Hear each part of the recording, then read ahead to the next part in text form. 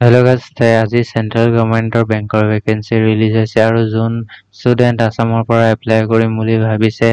তে চবে এপ্লাই কৰিব পাৰে আৰু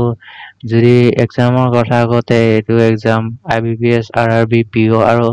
RRB এছিষ্টেণ্টৰ কাৰণে হ'ব তে নটিফিকেশ্যন আউট হৈ গৈছে আৰু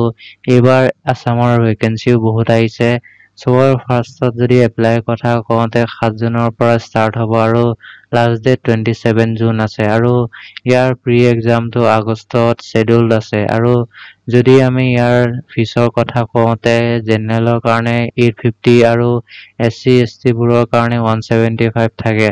যদি ভেকেঞ্চি কেটেগৰিজ ৱাইজ চাওঁতে অফিচ এছিষ্টেণ্টৰ কাৰণে ভেকেঞ্চি SC ৰ আছে 47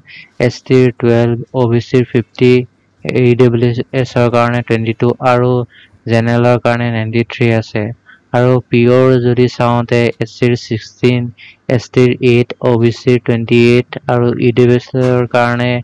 10 আছে আৰু জেনেৰেলৰ যদি কওঁ আমি 45 আছে আৰু লাষ্ট ইয়াৰতকে ভেকেঞ্চি বহুত ইনক্ৰিজো হৈছে তে জল্দি এপ্লাই কৰিব পাৰা যোনবিলাক ষ্টুডেণ্ট তোমালোকে যদি আসামৰ হোৱাতে এপ্লাই কৰিব পাৰা